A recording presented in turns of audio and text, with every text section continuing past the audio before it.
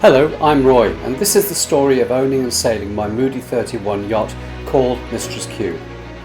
Based at Instow on the North Devon coast, it is the highs and lows of cruising in the Bristol Channel and beyond, where every passage is a new adventure.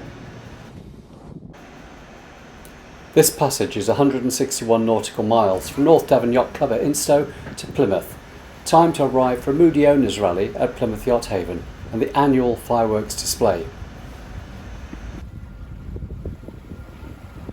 We left Instow at around 1400, just after high water, in fine weather but with strengthening winds from the southwest, which of course is exactly where we wanted to sail.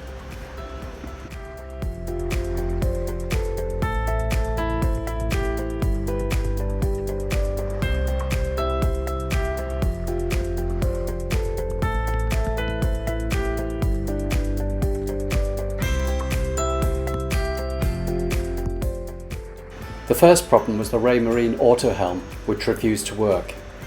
This meant manual helming, but was not too much of a problem as my son Chris was along for the trip and we would be sharing the watches.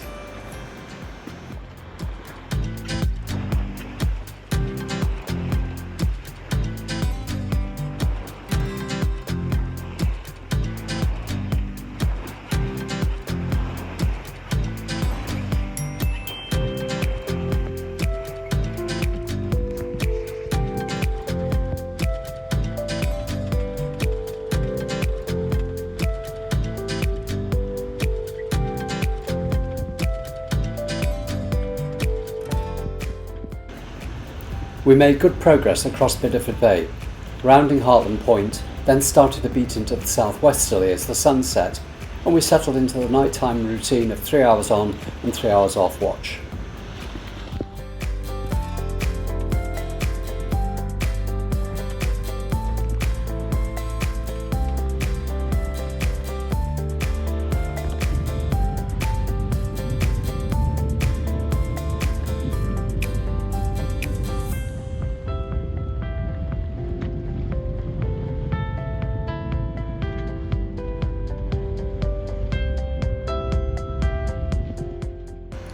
With the wind on the nose, progress was slow overnight, and by the following day it was apparent we were not going to make Land's End and the Longships Light at slack water and in daylight as planned.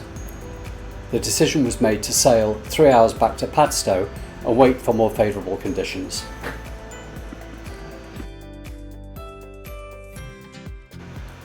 Chris was out of time and had to leave the boat while I waited for a replacement auto helm to be delivered.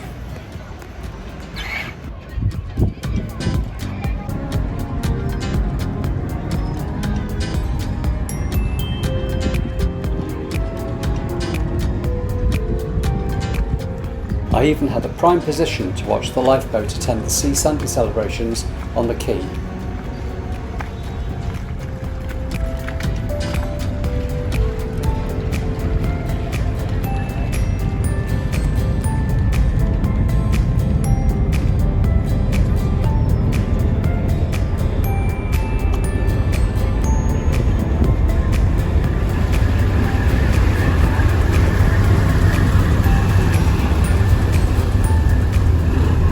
Padstow Harbour is so friendly, the facilities are good and they even send Christmas cards out to all their visitors. Thank you Padstow Harbour.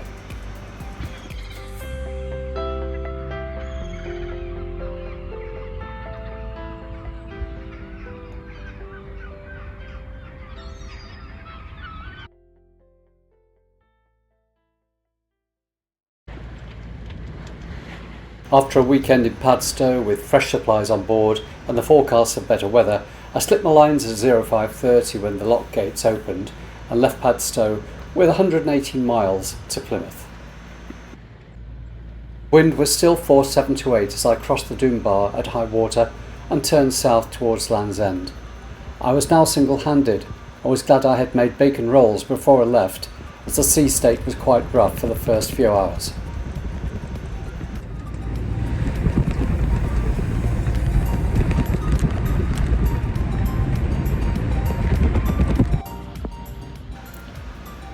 As forecast, the wind reduced during the day and almost died by early evening when I sighted the Longships Light and rounded Land's End. at low water, picking up the incoming tide to cross Mounts Bay.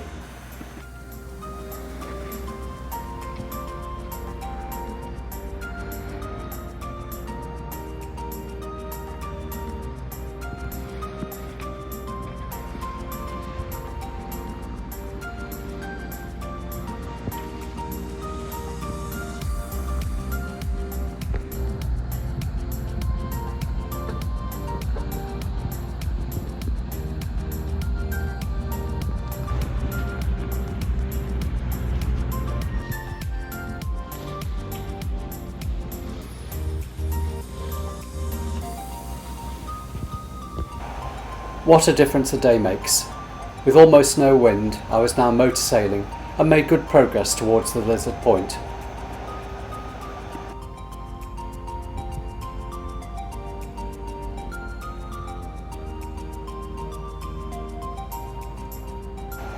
With the sun setting, I had to make a decision. Should I stop at Falmouth or press on overnight to Plymouth? The problem was that I'd now lost 2 days due to the weather, and of course wanted to arrive in Plymouth to join the Moody Owners Rally. With fair conditions and feeling quite fresh, I carried on to Plymouth.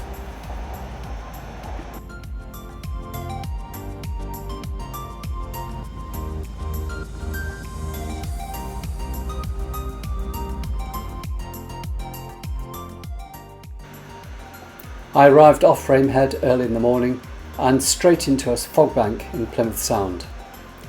This was my first time sailing into Plymouth, and in addition to the moored fleet auxiliary vessels, there were fishing boats and the Navy's ice patrol ship HMS Protector departing through the Western Channel. After a brief conversation with Long Room Port Control, I anchored in Jennycliff Bay until the fog cleared and I could safely proceed to Plymouth Yacht Haven, where I enjoyed my breakfast after a 24-hour passage.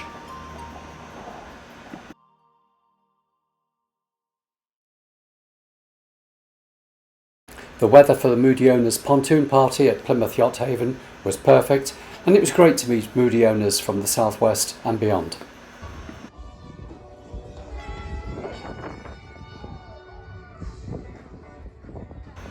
The southwest branch did us proud and booked the Ocean View restaurant for a prime view of the fireworks competition from Plymouth Hoe.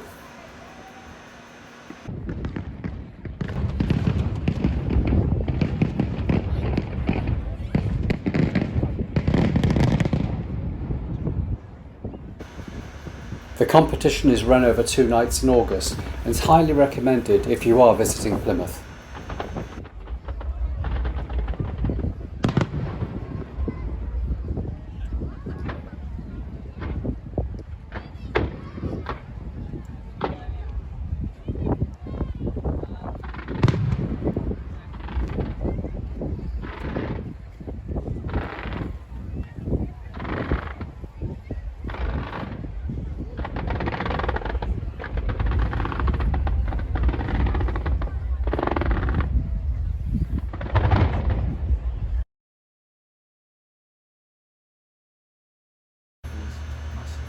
The rally included a guided tour of the University of Plymouth Marine Sciences facility, including the latest Kongsberg Dynamic Positioning Ship Simulator, and yes, I did have a go.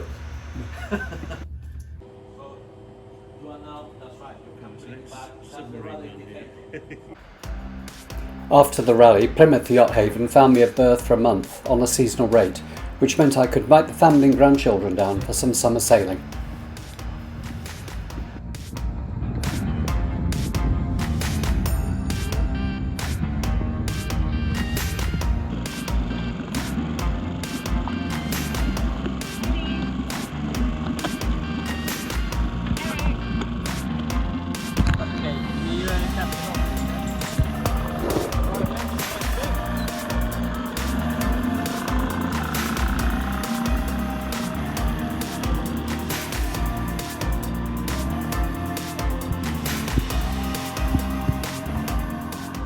Plymouth Sound is great for young children, and a trip over to Corsan Bay was a real adventure for the junior members of the crew. Not sure the mini crew liked the boat tipping on the beat back over to Mountbatten as much as playing in the tender.